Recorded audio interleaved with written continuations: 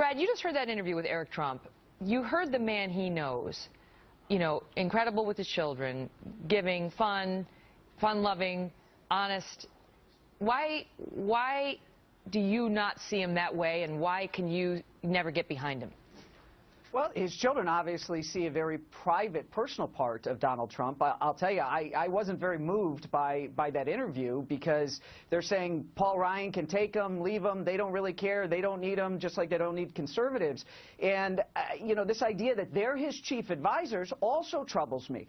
We kept hearing that Donald Trump was going to become more presidential. We were going to see that. And even after the Wisconsin win, he goes on morning television and he's still talking about the Rafael Cruz JFK assassination garbage in that rag, the National Enquirer, and then he's also calling George Will a loser the same day. I don't think we're going to see. I think Donald Trump is interviewing for the most important job in the world right now, and we are seeing him at his best behavior. This is as good as it gets, and it's horrible.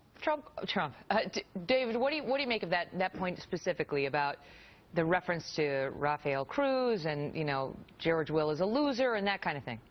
Well, this is what people love about him, is he's kind of a guy. Despite his extraordinary wealth, his extraordinary political popularity, he gets down and dirty with people, and he lets them have it when he feels it's appropriate. But, Megan, he's got policies that people love. I mean, I've got neighbors. I've got a firefighter neighbor, a teacher who's a Democrat, who loves him and who's going to vote for him. His policies of pro-Second Amendment, his policies of pro-life, pro-protecting the border, not selling America out, making America first, appeal to everybody across the political spectrum. And you can nitpick at little things he said in the past. And I read Brad's article. He called him a despot. He's not a despot. He's a deal maker. He's made a career out of give and take, the kind of give and take that will end up benefiting America, Megan, rather than, for example, the Iran deal. Hold on, David. Give him a chance to weigh in. Go ahead, Brad. I didn't call him a despot. What I said is if you look at Donald Trump's character, he particularly has a very disturbing character trait, which is a tilt towards authoritarianism. And throughout history, when you have leaders that tilt towards authoritarianism, very bad things happen. When Trump talks about what he'll do to Jeff Bezos when he becomes president, and when he talks about what he'll do with the military, and they will obey his orders no matter what. Okay, but let me ask you this, Brad, because he would say the thing about the military he took back, but the stuff about Jeff Bezos of the Washington Post, I think Trump might say that was just bluster. It was, bluster.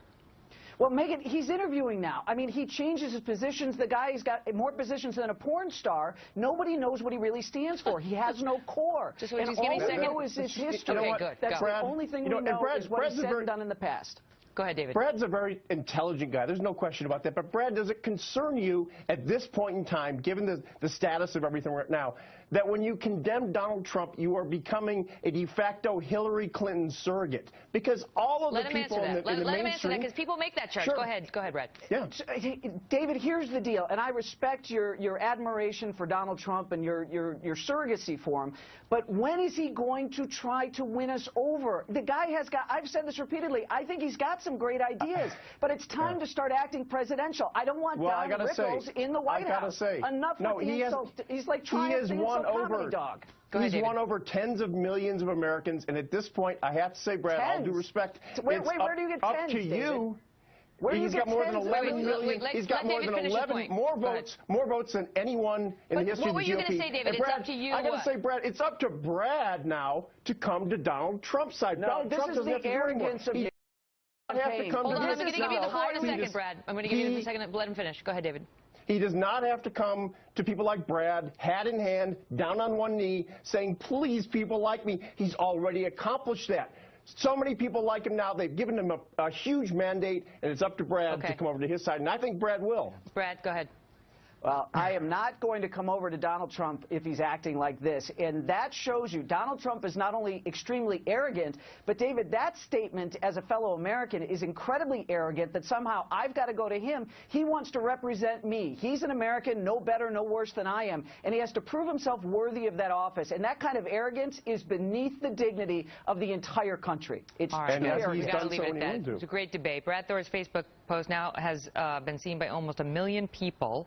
And that's the thing with Brad. Whatever he writes, everybody reads it. That's why he's such a successful author. It's great to see you both.